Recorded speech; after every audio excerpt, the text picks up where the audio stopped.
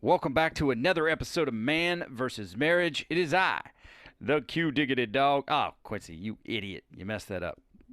Well, it doesn't matter. We'll keep it in there anyway. In this episode of Man vs. Marriage, it's a journey conversation. Let's get you caught up with where we are. Podcast. How good do you want your life to be? It's truly about becoming the best version of yourself that's possible. This is Man vs. Marriage. Podcast. Welcome back to another episode of Man vs. Marriage. It is I, the Q Diggity Dog, fresh off a screw up on the recording, which I like to keep in there because it shows that I'm human. I am in the Moran family studio with my lovely wife, Jeanne Moran. Hello. And our producer, Ashley. She has no microphone, but she is waving at you or making some type of hand gesture to say hello. And I, again, am the Q Dog, and we are here just to do a catch-up episode about where we are. It's one of those journey episodes to tell you kind of what's going on in our life and where we are, what's happening. And I'll tell you, with the Moran family, you know what, honey? I'll just let you start on this, and then I'll bring in my remarks. I'm interested to see where you think we're at as a whole. I think we're at a pivot point is where we're at as a whole. We've got kids getting ready to start back to school. We've got our youngest is going into high school, so in 4 years, everything is about to shift. And we've got some decisions to make in, where we're going to be, what we're going to do, and how we're going to approach this. What about you? Yeah, I would say that that's accurate. I'd say that, around us there's been some forms of chaos going on, and it's taken a whole lot of courage for us to stand up and come closer together as a marriage and as a family to find our way through some of the smoke. And you're right, we're trying to figure out career-wise and location-wise what's going to be the best for us as a group, because like you say, in 4 years Mo will be out of school and she'll be headed on her way to college, and I think we'll probably have several of the girls stick around longer than that. A couple will be blazing a trail extremely quickly, and then we know we're going to have a couple kids with us for the rest of our lives and their lives. So Yeah, I think that's the part that's more my concern is the two that are getting ready to age out of school, and they're going to be home on the regular and trying to figure out how we're going to deal with that, with you working and me being home. And, if other kids are leaving and going off to do their own thing, which they should, it's just going to be a huge shift for me, I think. yeah, and I believe you're right. And what kind of faces us, is not something that everybody can relate to. And like you say, the kids, a couple of the kids have asked me, and I was talking to Mo a couple days ago, and she's like, "What are you going to do, Dad, when we're all moving out?" I said, "Well, I never started out to have kids just to keep them all at home. I want to raise you and get you out there and make you a productive part of society, and hopefully, you go and carry on, the name and our values, and make your own life glorious. It's just what we want. It's just hard to think of, I think, just for me, because a group of us are just so tight, but what the challenge really truly is figuring out, for me, just being vulnerable, how we can move to a location that's a slower pace of life to help us move along Hunter and Kirsten, while at the same time being able to provide for all of you financially. So, that's where the rubber meets the road for me. And it's one of my biggest concerns, because just the thought of let's say I was to start over career wise, I've been working for the same company for, going on 22 years. And then restarting, and if, in moving, just I don't even know what that time frame looks like, but at some point, your kids procreate and then you have grandkids, and our dream has always been to have a large house with some acreage so the kids can come back, like, and visit, and we'll have a place, and we'll be able to help and take care of of our offspring and their kids too, and hopefully on to their kids and their kids. And starting over and uprooting, in your 40s, that can be a scary thing, because then I start to call myself and my talents and my experience into question. Is like, am I really good enough to do this? I don't want to fail my family. So those are the things that are going on. And, I'm 43, headed to 44 here in, less than 6 months. So maybe it's some kind of midlife crisis experience that I don't really anticipate having, though. Well, and it's funny because we're on total opposite ends of the spectrum with this, because your concern is, will you be able to have the right income? Will you be able to support us? Will we be able to financially move or do whatever it is we need to do? And I'm on the other side thinking, who's going to help us watch the kids so you and I can still have time away? We have this deal, and we haven't had this deal for the last year because COVID sucks. So now that we're finally getting to where we can go back to getting our time away and getting back on track to what's our normal, how are we going to do that and have 2 adult children that we don't have people to watch anymore? And does that mean that everywhere we go, they go? How are we going to work on us while maintaining them? And if you're still working the hours that you're working now and the other kids are gone and these 2 are home, I'm not going to be able to accomplish the stuff that I'm working towards accomplishing, because those 2 are a full-time job. Yeah. So it's kind of, we're in a different mindset. I'm not really worried about the financial side of it. I am, but I'm not. It's kind of like I don't worry about us not being provided for. We've worked with much less than what we have now. So I know that if we absolutely had to, if we had to take a step back financially, we would be okay. It would suck, but we could do it. But looking at the aspect of where does our marriage go? Where do the other kids go? That to me is where everything kind of hits the road, because it's like, well, we were doing really, really good. COVID hit, wiped everybody out, slowed things down. And then we went into the clouds and we had this great idea of what we were going to do and where we were going to go and how we were going to do it. And within 12 hours time, dude, that balloon that took us up just filled with lead and crashed and burned quickly, because it was like, okay, we've got 4 years. 4 years goes by really freaking fast. And really, we have 2 years, because Bubba will be out of school in 2 years. He's 20. He ages out at 22. Kirsten is 18. She's got 3 years. But it's like, what do we do with it? How are we going to make this work? There are work programs for them, but the work programs around our area, I don't trust.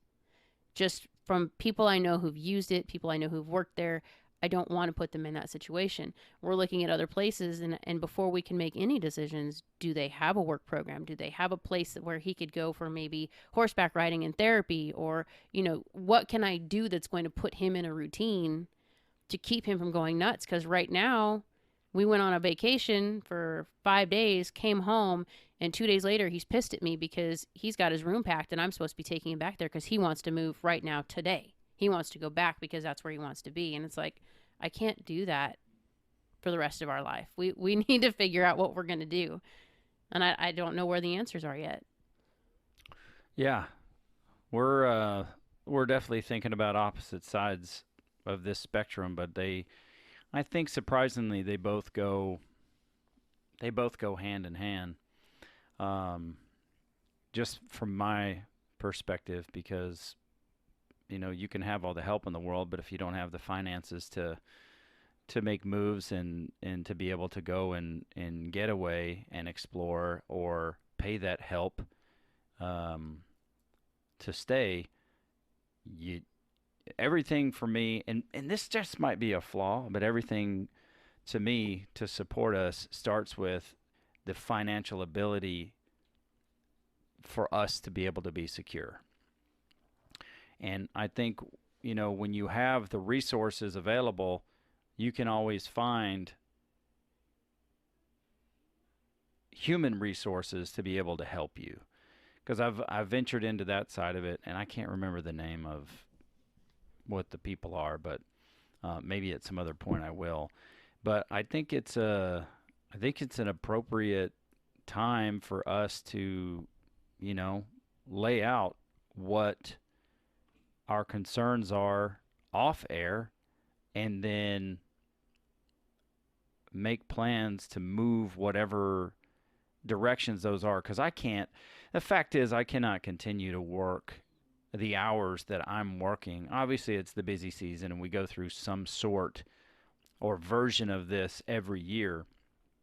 But as you're absolutely correct, as our kids with disabilities continue to grow and become full-fledged adults, it's not something, at least with the temperament that they have, Yeah. it's not something that you're going to be able to do by yourself. And maybe part of that is us getting some behavioral therapists to come in, which COVID kind of screwed all that up, but getting them in and start some intense therapy to help with that.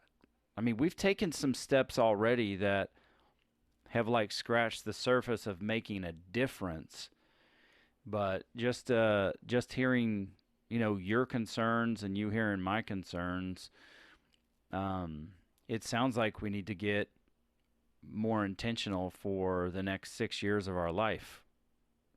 Well, and I think, I don't know, I'm looking at trying to give him more independence. Yeah. And trying to help him gain that independence. But at the same time, I don't know how we would do that.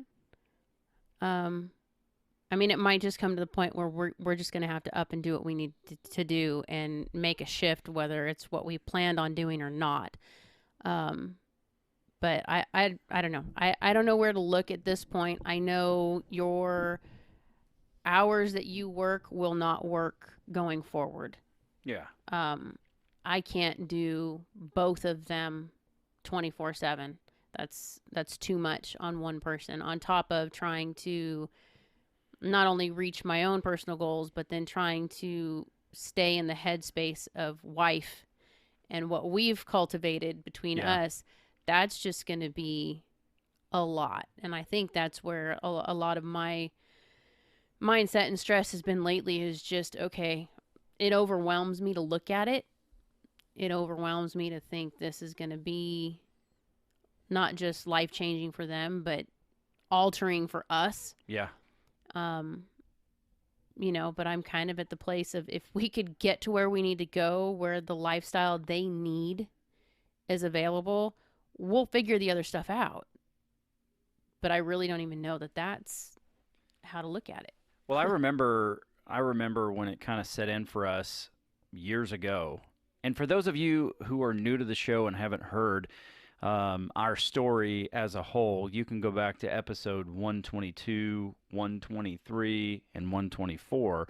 And that's a 3-part series in our story, Unscripted. And I think that'll give you a lot of great context to what we're discussing, because if you're new to the show, I'll just give you it quickly. We're a family of 11 now, and biologically we have 8 kids. And then we, last year, we took on another young man who comes from a fatherless home that was being bounced from place to place, and his family circumstances were worse than terrible. So with that being said, Jeanne and I weren't supposed to have kids, and then we had a son. And then we ended up having triplet girls, and then we had another child, another girl, and then we had twin girls, and then we had a baby girl, and that got us to our 8 kids. But at the same token, as life would have it, it mixed in some disabilities, and we have 3 kids with autism, and it's our 3 eldest. So we realized, what would you say, like 10 years ago ish, that they were going to be with us forever? I would say more like 6 years ago ish. Okay, I was ahead of you. No, I had it in my head, but the impact on us didn't hit. I mean, I knew they were going to be with us forever. That was never a question in my head. I think the impact for me was the day that I realized, holy crap, what are we going to do? Because how are we going to stay married and be able to move forward, you and me, Yeah. and I mean, we're never going to be retired. No. There's no retirement here. Yeah, you could retire from a job, but we will never be retired. So it's the weight of reality that is finally kind of setting in, and just our family dynamics. You know, the way I was raised when I went to live with my dad, it was very different when I lived with my mom. But when I went to live with my dad, he forced me to learn how to be resourceful. He worked me hard, and I believe that upbringing, those types of those areas in my life, is what helped shape and develop my work ethic, my dedication, etc. So that's the approach that I've taken with my children, because when they go out in the world, I want them to be as prepared as possible. And I've failed in some areas, but there are areas where I think we've been successful. They work very hard, and we're a very interdependent family. We depend on each other a lot. And our girls do a hellacious amount to assist us in taking care of their siblings with special needs. I mean, we're very blessed to have such a great group of kids that do that. But it's not fair for, them not to go and experience and live their own life. So now it comes to the point of, we're 4 to 6 years away, where it's going to be Jeannie and I, and physically, emotionally, let's set the emotional side aside. That didn't work out well. And let's just look at the physical side. Both of these kids are kind of bigger than you. Yeah. And if they get in, she's heavier than me, but shorter than me. He's taller than me and leaner than me. So there's a little bit of a dynamic there, but yeah, thankfully he still has the mentality of a 7 to 9-year-old kid. So every now and then I can raise my voice, and the mom voice scares him. But I don't know that's always going to stay that way. But when they go into, meltdown mode, that autism meltdown mode, Kirsten can get strong and violent, and Hunter can just ball out. You know what I mean? He can just roll out because he's done that before. Yeah. So it is a lot of stress and pressure on you as the person who's going to be home with them more. And, from my point of view, being able to provide something, safe for us as a family to live in, so that we can make sure that they're safe. But you're absolutely right. There is that other side of it is, we've been through cycles of not having childcare or help, and it has taken a toll, at times on our marriage. But I think each time it happens, we get a little bit better because we have a little more experience. So I'm confident wherever we decide, when we get where we're going, that we're going to be able to find the necessary help. And see, our confidence is on the opposite sides of the spectrum. I'm confident we'll find the help, and I'm not confident that financially we're going to be set. You're confident that financially we'll figure it out, but you're not confident we're going to find the help we need. So I'm very picky about who deals with our kids. Yeah, so I get that. That's one of those reasons, because I have a hang up on some old issues that keep me from just saying, yeah, sure, let's just go get respite and they can send me anybody they want to sit with my kids. Hell no, this doesn't work. Well, I'm afraid, I'm not afraid. I would say I have concerns as well. I have concerns because, in the past, our kids were sexually abused by a babysitter, and that just doesn't go away. But on the flip side of that, I'm concerned for the person that comes in because Kirsten, I mean, she can be downright difficult. And, whether it's scratching, pinching, kicking, biting, or headbutting, if that Don't touch person's the crayons. if that person's not prepared, which I'm sure they would be, but I don't know. I think from what I'm looking at, just listening to us talk about this, and reality is setting in. It's getting closer and closer.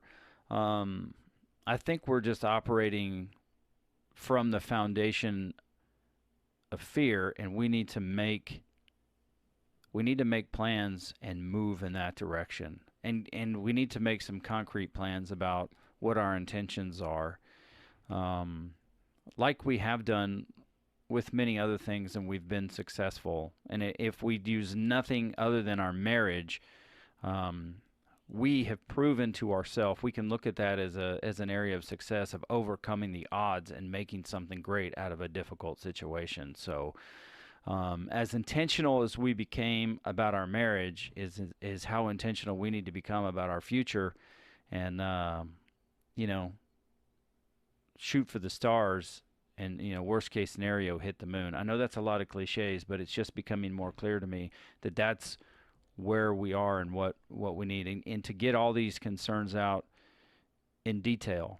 And then the detail, like the dirty laundry that I wrote out reading the David Goggins book, is what I'm talking about, so that we, so any smoke that may be between us is clear, and we have a clear vision of what we want to do, and then just go all out to attack it.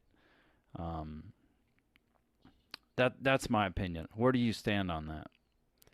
I think we differ on pulling the trigger on decisions. So I think we're going to have to come to a definite time stamp on we want to do XYZ by this time and make those decisions, because we seem to, in all the chaos surrounding us lately, we have very different opinions on how and when.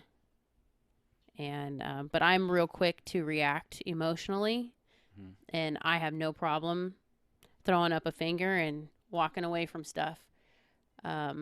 You are very different in that, and I think we have to come up to a definite timeline of, we want to decide by this point where we want to be. We want to decide by this point what kind of house we want to have. We need to look at financially, if we lose this income or that income, what are we willing to go down to if need be? Like, what's our bare bottom? We have a lot of things to decide, and we suck at doing that when we have so much going on. Especially me. I'm real good at, we'll figure it out. We'll just figure it out. But don't bug me with it today, because I don't have the mental capacity to do it today. So I'm not that way. I'm not that way. I can, and part of this we discussed on the way back from Idaho, because producer Ashley, I'll tell you, it's like this. You get out to Idaho, of course you're on vacation, so you're not doing the work life, but you see the beauty, you experience the freedom. California is just, you get out there and you don't understand, like, what California does to you about the overreaching of your civil liberties or whatever it is. Okay, you get out there and it just feels more free, like it's more do what you want and just don't hurt anybody type thing. And it's like, we want to move here, let's move here, and we start looking, we're excited, and then on the drive home it's always like, oh, here's all the reasons we can't move here, and you just get in this really sad state of, we went to the clouds, and then somebody filled the balloon with lead. Yeah, we went to the clouds, and somebody cut the chute, and we fell face first on the ground and got smashed up. But when you have 7 out of 9 kids saying, we want to move there, we want to go there, there's vocational schools that have vocations that they want to do, and you can take it while you're in high school. Mm-hmm. You can take them simultaneously, and when you graduate high school, you will have a CNA degree. You can have your dental assistant degree. They could literally walk out of high school and go into a job while they go to college if they want to, or they can just go to that job. And looking at all of them going, I could do this and I could do this, and then seeing them with their cousins and being around family they haven't seen in years, and they're all kind of close in age now, so they have things in common and they want to hang out and go do things. It's like that's what we've always wanted for them. Mm-hmm. But our family dynamic never really allowed us that. We did have people around us in the beginning, but those people in the long run ended up being not who we needed, so to speak. Or maybe moving forward. Maybe we just freaking burnt those people out because we're a lot to work with. No, I'm talking about the ones that burnt us. But Oh. I'm just saying they grew up with a lot around them, but little by little those people just kind of vanished. And so now when you're out there and they're older and they have similar mindsets and similar things they want to do and they get excited, you're like, I want to give them that when we've got 4 years left. Let's do this and let's give them that so they can make those decisions and catapult them into what this is that they want. This is the lifestyle we want. We want the slower pace. When you live on the outskirts of town, it's slower paced. Your nearest neighbor is an acre away. I love not having someone who can hear Kiki screaming just because she's screaming. You know, I don't feel like I have to worry about my dogs barking because it's normal.